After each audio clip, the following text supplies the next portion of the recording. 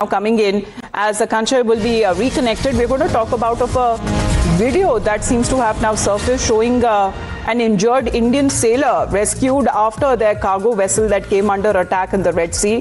The footage that is now being shared reportedly by local media shows the crew members receiving assistance following the strike on the Indian flagged vessel.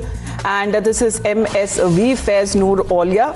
All Indian sailors on board were rescued, and the authorities that say are continuously monitoring the situation. So this is in a way which India has also called this attack to be unprovoked, condemning the attack as far as after the Red Sea attack sinks the Indian vessel of Yemen, and all 14 seafarers, including 13 Indian nationals, have now been rescued in this attack. So let's put out the statement there, what India has said, strongly criticizing and condemning the attack on the India-flagged commercial vessel which sank in the Red Sea off the coast of Yemen. The government has confirmed that all 13 crew members, Indian nationals who have been rescued safely, and the Ministry of External Affairs says that the Indian Embassy in Riyadh is closely coordinating with the Yemeni authorities to ensure the crew's safety and security. Well, Akansha, once again, Indian-flagged vessel now coming under direct attack, and India has also expressed concern over these repeated attacks on commercial vessels.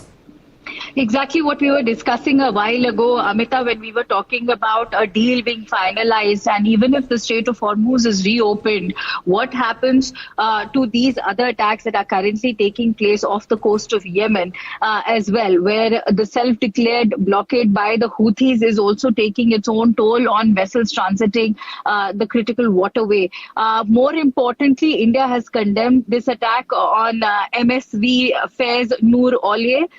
The ship, unfortunately, could not be rescued because it sank off the coast of Red Sea. But all 14 seafarers, 13 of which were Indian, one was Yemeni, have been rescued. The Indian authorities have also gone on to thank the Yemeni authorities for their support. But India and the External Affairs Ministry have made it amply clear that such incidents of attacks on commercial shipping in the region are deeply worrisome, especially targeting of innocent, unarmed commercial shipping in the region and the seafarers bearing the brunt of it. Yes. Why must navigation and commerce through these international waterways in the region come to a screeching halt? And perhaps the US, now when it's in talks, be able to also get assurances with regards to what happens to the safety of this other critical waterway that we are looking at off the coast of Red Sea. Of course, calling for immediate restoration of free and unhindered navigation through international waterways is something which India has now